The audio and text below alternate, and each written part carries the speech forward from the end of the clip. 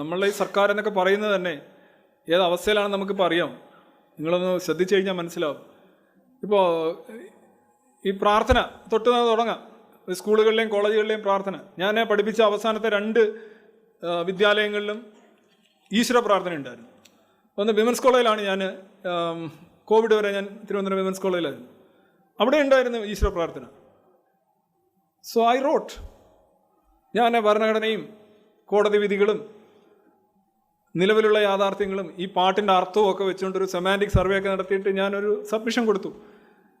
PTA ഉൾപ്പെടെ ചർച്ച ചെയ്തു. അവരത് വേണ്ടെന്ന് വെച്ചു.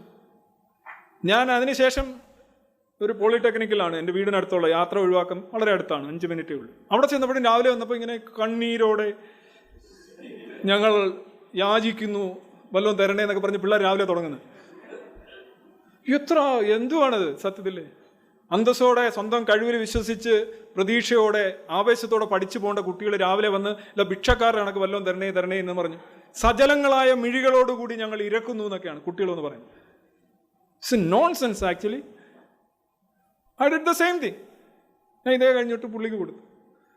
പുള്ളി വായിച്ച് ഓക്കെ എന്നാൽ നമുക്ക് നിർത്തിക്കളാം, എന്നാൽ എന്തെങ്കിലും ഒരു പാട്ട് വേണ്ടേ എന്ന് ചോദിച്ചു. ഞാൻ വേറെണ്ണം കൊണ്ടുവന്നു. ഞാൻ പറഞ്ഞു വേറെണ്ണം കൊണ്ടുവന്ന് എന്താണ് ഇത്ര നിർബന്ധം?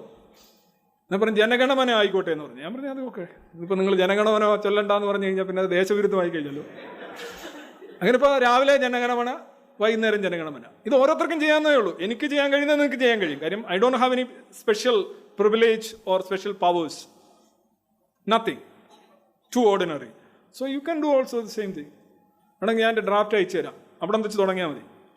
അതുപോലെ ഈ ജൈവ കൃഷികൾ, ഇങ്ങനെ കുറേ സാധനങ്ങളുണ്ട്. ഇതൊക്കെ വരുമ്പോൾ നമ്മളേതായിട്ടുള്ള റീസണബിൾ ആയിട്ടുള്ള ഒബ്ജെക്ഷൻസ് ഉയർത്തുക, സമാധാനപൂർണ്ണമായിട്ട്, വളരെ ഇതായിട്ട്, നോ വയലൻസ്, നത്തിങ്, ഇത് അങ്ങനെ അല്ലല്ലോ എന്ന് പറയുക, പറഞ്ഞുകൊണ്ടേയിരിക്കുക.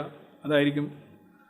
ഇതാണ് ബോധവൽക്കരണം എന്ന് പറഞ്ഞാൽ. It's a slow process, gradual process, but still will reach there.